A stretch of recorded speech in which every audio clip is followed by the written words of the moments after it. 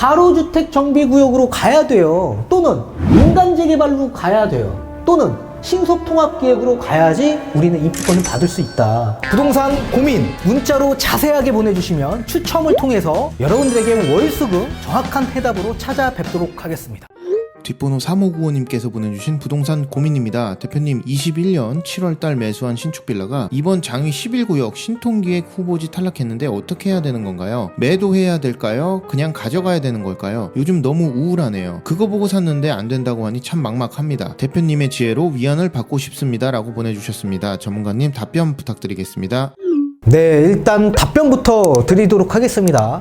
우리는 입주권을 받을 수 있는 확률로 봐서는 제가 보기엔 약 5대5 정도 이 비율로 나눠질 수 있다라고 보시면 좋을 것 같고, 제 마음에서는 매도를 좀 의견을 드리고 싶은데 답변은 일단 보유하시는 쪽으로 의견을 드리고 싶습니다. 그 이유는 뒤에 가서 판서를 통해서 좀 더 자세히 설명해 드리도록 하겠고, 지금 제가 예전부터 누누이 뭐라고 얘기해 왔습니까? 이런 재개발 예정지를 보고 지금 미리 선투자하지 말아라 라고 제가 말씀을 드렸죠. 현금 청산에 대한 그 기준점이 애매모호하고, 지금 신축 빌라를 잘못 샀다가는 오히려 된통 이렇게 발이 확 묶일 소지가 굉장히 높다. 특히 우리는 지금도 이런 신속통합기획을 보고 미리 신축에 들어간 거 아닙니까? 그런데 지금 이 상황에서 신속통합기획 후보자 공모전에서 탈락했습니다. 후보자 선정에서 탈락한 시점에서 어떤 매수자가 내 물건을 사줄 수 있을까요? 그러니까 지금 매도를 한다라고 하더라도 우리 물건이 정상적인 가격에서 매도가 되기 어렵다. 따라서 차라리 좀 보유를 하시고 한 50% 정도의 확률을 보시면서 일단은 지켜보시는 쪽이 좀 더 조건에서 봤을 때 유리한 측면이 있어 보입니다. 그 이유는 뒤에 가서 자세히 설명해 드리도록 하겠고, 자, 여러분들도 마찬가지 지금 자칫 잘못해서 어떤 주택이라고 그냥 함부로 막 샀다가는 현금 청산됩니다. 지금도 이 주변에 뭐 신축 물건 그냥 아무거나 샀다가는 무조건 현금 청산입니다. 그러니까 조심하실 필요가 있다. 반드시 사전에 상담 받으시고 결정하셔야 됩니다. 자, 한번 보도록 하겠습니다. 우리 장위 11구역이 어디 있냐면 이 돌고 지역 6호선 바로 뒤편 쪽에 자리 잡혀 있습니다. 여기가 이제 11구역인데 요 11구역 바로 뒤편에 뭐가 있냐면 장위 10구역이 지금 진행 중에 있고, 그리고 바로 옆에가 이제 4구역, 바로 또 석격 주변이 또 6구역이 또 자리 잡혀 있습니다. 그런데 이 11구역 자체적으로 처음에는 장위뉴타운에 선정되고 나서 약 지금 10년이 넘었습니다. 10년이. 그러니까 구역 지정이 2010년 정도에 된 시점에서부터 거의 뭐 사업의 진행 속도가 나가져 있지 않다 보니까 서울시가 직권 해제를 시켜버렸습니다. 몇 년 전에. 그래서 직권 해제가 되고 나서부터 이 지역 일대에 이 구역들이 쪼개져 있는 상황입니다. 그래서 지금 현재 이 돌고 지역 앞에 쪽으로 11-3구역, 그리고 여기가 11-4구역, 우리 지역이 이쪽에 11-5구역, 그리고 또 옆에가 뭐 11- 이렇게 6구역으로 나눠져 있고요. 또 장위시장 쪽 라인 쪽으로 해서 11-1에서 2구역으로 나눠져 있습니다. 그리고 나머지도 11-10구역까지 이렇게 구역이 쪼개져 있다. 그리고 이 장위시장 쪽 라인 쪽에 도시재생이 선정이 돼서 이 지역 일대 이 상권이 재생사업으로 진행되는 지역이었습니다. 그러다가 이제 공공재개발이 작년에 나왔죠. 그래서 큰 이슈가 돼서 이 지역을 그냥 쪼개진 구역을 통합하자 해서 통합 재개발로 진행 예정에 있어서 작년에 공모 신청을 했는데 탈락을 했습니다. 그리고 나서 이번에 또 다시 이렇게 쪼개져 있는 걸 통합해서 또 동의서를 얻어서 신속통합기획에 또 공모를 신청을 했는데 후보자 선정에서 탈락을 했습니다. 뭐 탈락한 이유들이 여러 가지가 있지만 이렇게 기존에 쪼개져 있는 구역 설정이 되어 있고 조합 설립도 여기 다 받아져 있어요. 지금 11-1, 2, 3구역 지금 조합 설립이 인가가 이미 나져 있는 상황이고, 그리고 11-4구역도 조합 설립 인가 임박되어 있고, 그 우리가 11-5구역입니다. 여기도 지금 동의서를 계속 얻고 있다가 지금 신속통합기획으로 바뀌어져 있는 상황이었거든요.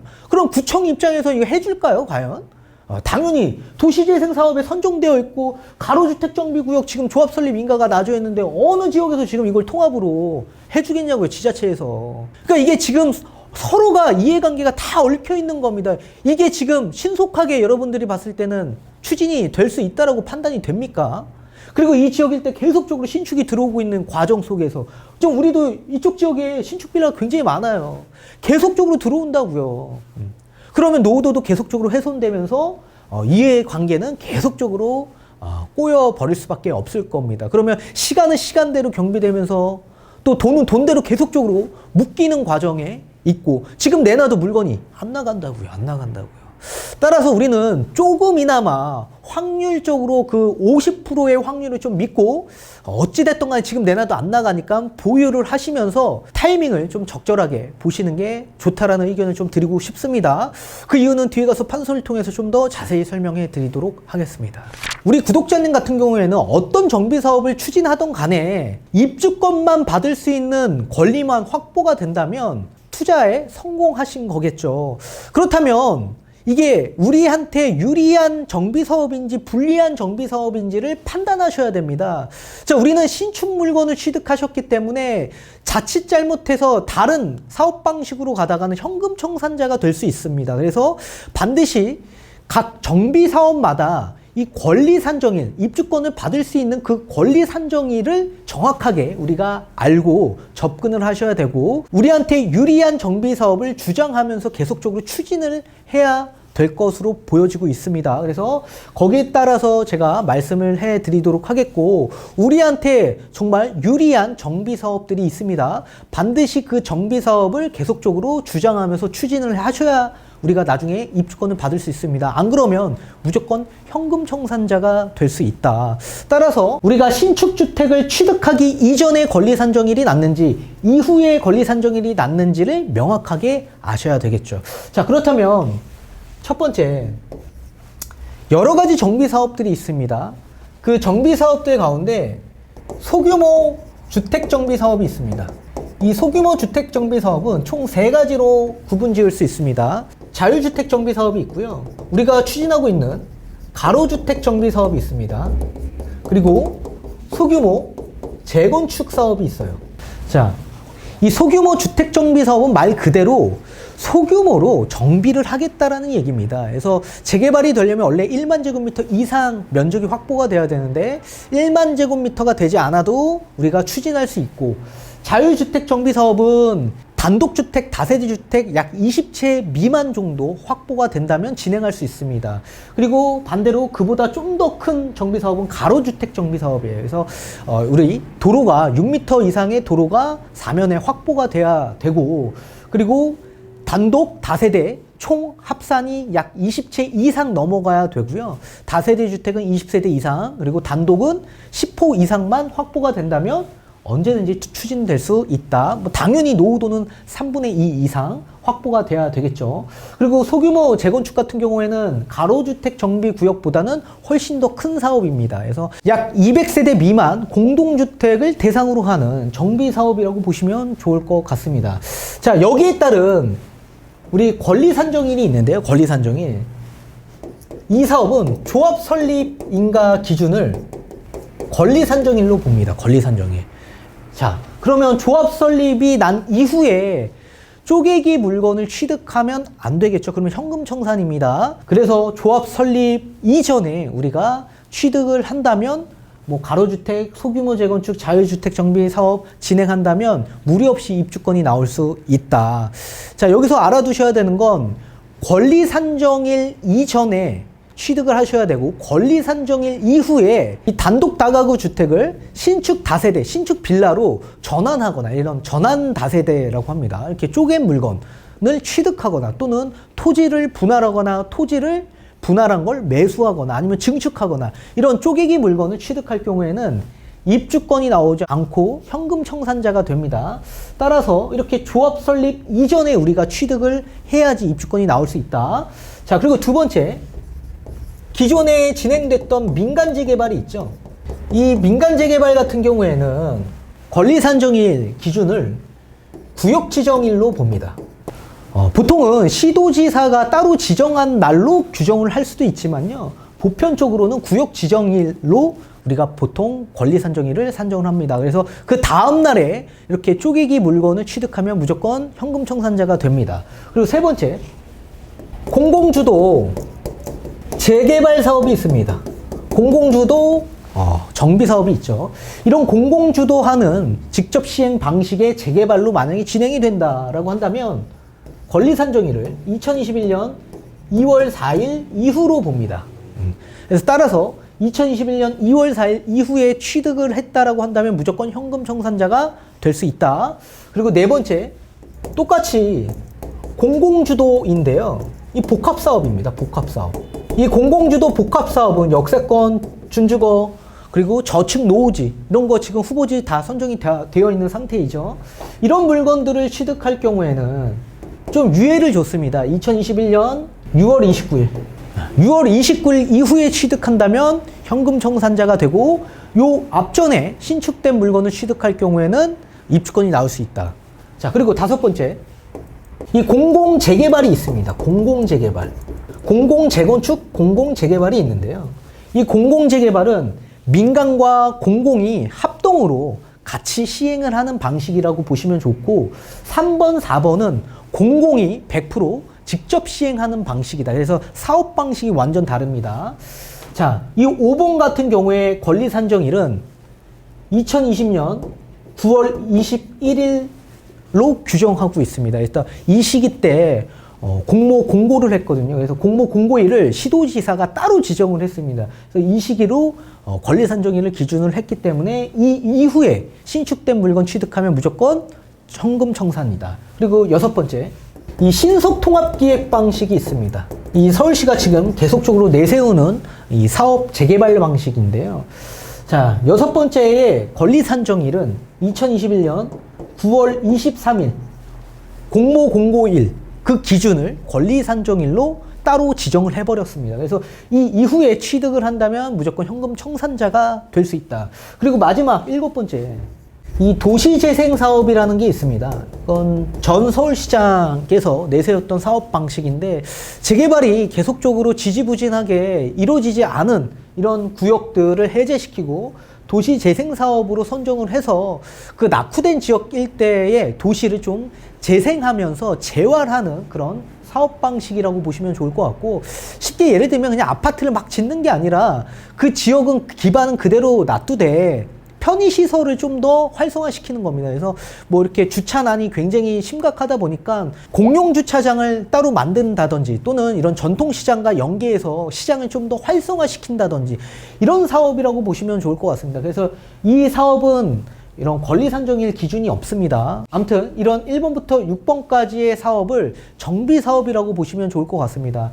근데 우리 구독자님이 주택을 취득을 했던 날짜가 21년 7월달 정도에 취득을 하셨다라고 하셨습니다. 7월달. 그러면 권리산정일 전에 취득했다면 어떻게 될까요? 만약에요. 그럼 당연히 입주권이 나오죠. 반대로 이 권리산정일 이후에 취득을 했다라고 한다면 어떻게 될까요? 현금청산입니다. 현금청산. 그러면 이 정비사업 가운데 우리가 입주권을 받을 수 있는 정비사업을 알아보면 좋을 거 아닙니까? 우리는 2021년 7월 달에 취득을 하셨습니다. 그러면 권리산정일 이전에 취득을 해야지만 유리하겠죠. 자, 그럼 한번 볼까요? 소규모 주택정비사업에 가로주택정비구역이 있습니다. 우리 지금 가로주택정비사업을 추진하고 있습니다. 그래서 동의서도 얻고 있죠. 따라서 조합 설립을 권리산정일로 보기 때문에 권리산정일 이전에 우리는 취득을 한다면 입주권이 나올 수 있죠. 아직 우리 구역은 조합 설립 인가가 나지 않았습니다. 따라서 얘 뭐 할 수 있습니까? 입주권 나올 수 있다. 이 사업으로 가면 입주권 나올 수 있다라는 얘기예요. 그리고 두 번째, 민간 재개발로 갈 경우에 구역 지정일을 권리산정일로 규정하지 않았습니까? 그죠? 근데 우리의 구역은 집권 해제가 된 구역입니다. 그러면 다시 새롭게 구역 지정을 받아야 돼요. 따라서 아직 구역 지정이 나기 이전에 우리는 취득을 한 거기 때문에 민간 재개발로 가면 입주권 나올 수 있다. 민간 재개발로 가면. 세 번째, 공공주도 재개발로 가면 2021년 2월 4일 이후에 취득한 거죠. 얘는 안 나온다. 얘는 안 나온다. 그리고 4번은 2021년 6월 29일 7월 달에 샀죠? 그럼 당연히 얘도 안 나오죠. 5번은 공공재개발 2020년 9월 20일로 규정하고 있습니다. 21년 7월 달에 샀기 때문에 당연히 얘도 안 나옵니다. 신속통합기획 21년 9월 23일로 규정하고 있습니다. 9월 23일 이전에 취득을 한 거죠. 따라서 7월 달에 취득하기 때문에 얘도 입주권이 나옵니다. 자, 그렇다면 우리는 무조건 가로주택 정비구역으로 가야 돼요. 또는 민간재개발로 가야 돼요. 또는 신속통합기획으로 가야지 우리는 입주권을 받을 수 있다. 그런데 지금 신속통합기획에서 탈락이 됐습니다. 그래서 이게 어디로 갔냐면 공공재개발로 다시 막 진행한다라고 얘기들이 계속 나오고 있어요. 우리가 공공재개발로 추진이 된다면 우리는 어떻게 돼요? 현금청산자가 되는 거예요. 현금청산자가. 우리는 입주권을 받아야죠. 입주권 받으려면 권리산정일 이전에 취득을 해야 되는 거죠. 이전에. 따라서 우리는 무조건 내년에 신속통합계획을 갈 수 있게끔 계속적으로 이쪽으로 주장을 해야 되고, 또는 민간재개발을 다시 추진하자고 또 얘기를 해야 됩니다. 근데 이게 쉽지가 않은 거예요. 지금 현재 제가 보기엔 내년까지 가기에도 쉽지가 않고, 올해 탈락했는데 내년에 다시 선정이 될 수 있을까? 쉽지 않다. 쉽지 않다. 그리고 민간재개발은 당연히 추진되기 어렵다라고 보고 있고, 따라서 저는 1번이 가장 이상적이라고 보고 있는 겁니다. 가로주택 정비구역으로. 그래서 저는 1번 사항으로 우리가 계속적으로 추진을 하고 조합 설립을 받아서 우리가 계속적으로 가야지만 작은 아파트라도 우리는 받을 수 있다. 그렇게 말씀을 드릴 테니까 반드시 우리는 권리산정일 이전에 취득한 정비사업을 계속적으로 주장하면서 그쪽으로 계속 우리는 추진을 해야 유리합니다. 그래서 50%다. 공공재개발로 갈지 가로주택 정비구역으로 갈지는 모르겠습니다. 또 공공재개발로 갔다가 작년에 탈락했는데 이게 또 될까요? 쉽지 않다. 쉽지 않다. 그래서 저는 1번으로 계속적으로 주장을 해야 된다. 그렇게 말씀을 전해드리고 싶습니다.